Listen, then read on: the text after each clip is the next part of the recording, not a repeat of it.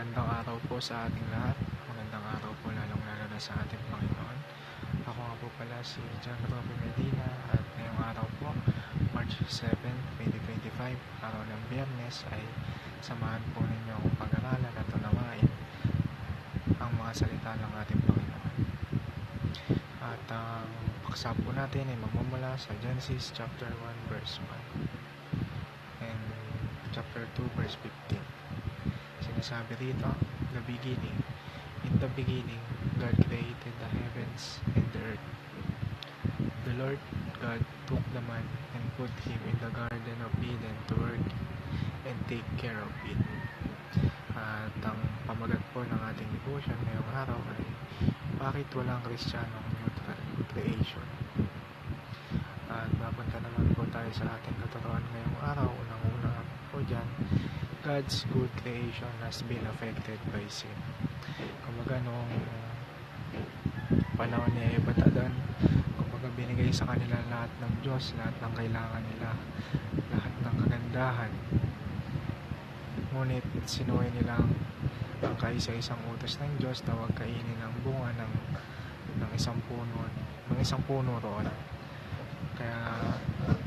Kaya doon na naputol yung ugnayan ng tao at ng Diyos. Kasi dati nakakausap pa ng tao yung Diyos. Kumbaga, mutual conversation pa. Pero dahil sa kasalanan nila na yun, naputol yung ugnayan ng Diyos or yung God's good creation. Naka-apekto doon yung kasalanan. Sa ikalawa naman po, there is no neutrality. There is only good or bad. Wala naman talagang neutral o yung nasa gitna ka lang. It is either masama or mabuti. At ikatlo, God is redeeming the fallen creation. Kumbaga binigay nga ng ating Panginoong Diyos ang ating Panginoong Jesucristo upang siyang maging daan, upang ma-redeem yung naputol na ugnayan ng tao. Binigay niya ang Panginoong Jesucristo upang maging daan, upang maligtas tayo at mapalapit muli sa ating Panginoon. At yun lamang po para sa ating katuruan ngayong araw, at mapunta naman po tayo sa ating applications. Unang-una, interpret the world using biblical worldview. Origin, creation, problem, fall, solution, redemption, destiny, completion.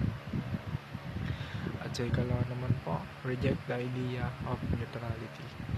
Kumbaga, wala naman talagang neutrality. I-reject daw natin yung idea ng neutrality dahil sabi nga sa ating katuruan ngayong araw, di ba? Dalawa lang yan, whether it is good or it is bad, mabuti o masama. Sa ikatla naman po at ikaw lang application ngayong araw, serve in God's kingdom.